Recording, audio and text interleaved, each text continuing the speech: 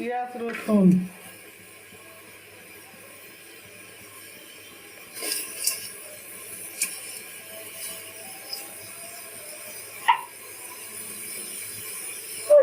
পেঁয়াজ রসুনটাকে নাড়িয়ে নেব।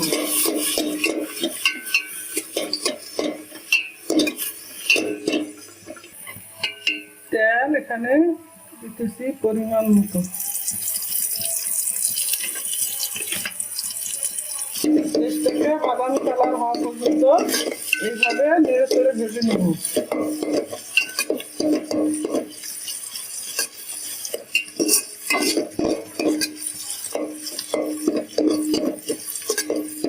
পেঁয়াজ রসুনটা বাদামি রয়েছে। এখন দুইটা তেজপাতা,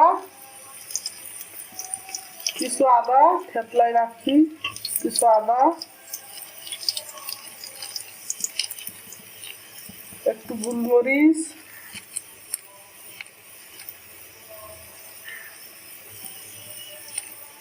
পাঁচ ছয়টি লং, দুটি কালা এলাচ, দুইটি সাদা এলাচ,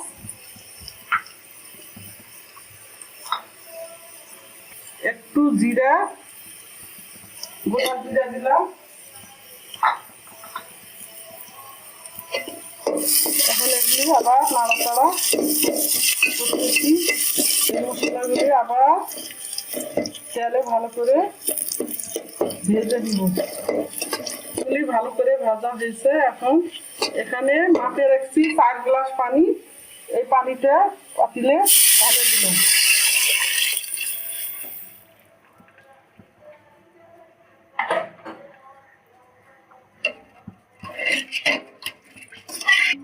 এখানে আমি তো ইয়াতে করি,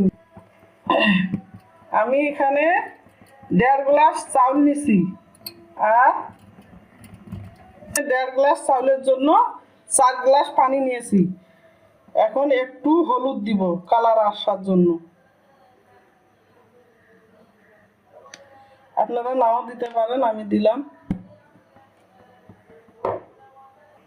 পানিটা বলক আসা পর্যন্ত এটা ঢেকে দিলাম। পোলাওয়ের জন্য যে পানিটি বসাই দিয়েছিলাম সেই পানিটি বলক উঠছে। এখন চাউল ঢেলে দিলাম।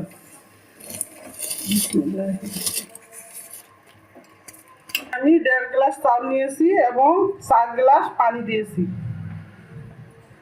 পানির সঙ্গে চালটাকে ভালো করে নেড়ে নিব।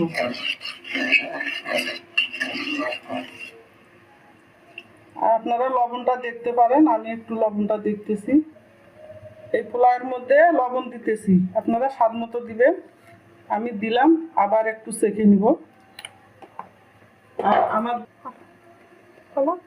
এই পোলাওটির নাম হলো তেল পোলাও। আমার দাদি নানিরা এইভাবে আগে রান্না করেছিল, আমরা খাইছি। আমিও আপনাদেরকে রান্না করে দেখাইলাম। আপনারাও খেয়ে দেখবেন কেমন লাগে। বন্ধুরা কমেন্ট করে জানাবেন। এই চালটাকে সিদ্ধ করার জন্য আমি আবার সুন্দর করে ঢেকে দিলাম। খুললাম, চালটাকে এরকম করে আপনারা উলট পালট করে নেড়ে দিবেন। আর জালটা গ্যাসে রান্না করলে লো ভোল্টেজে রাখবেন। ওদের চুলাতে রান্না করেন, খড়িয়ে একটু সরাই রাখে, ধীরে ধীরে জাল দিবেন। এখন আবার আমি ঢাকনা দিয়ে দিলাম। তবে ঢাকনাটি উঠায় পোলাটি এখন এইভাবে নেড়ে দিব। উঠে পরপর চালটাকে নেড়ে দিব যেন নিচে দাগ না লাগে। আমার পোলাওটি হয়ে গেছে এবং দেখতেছি পোলাওটি হয়ে আসছে। এখন নেড়ে চেড়ে পোলাওটি নামাই নিব। আপনারা এইভাবে দেখে শুনে নেড়ে চেড়ে নামাই নিবেন। বন্ধুরা যদি ভালো লাগে, দেখেন আমার পোলাওটি হয়ে গেছে। এইভাবে আপনারা রান্না করে বাড়িতে খেয়ে দেখবেন কেমন লাগে।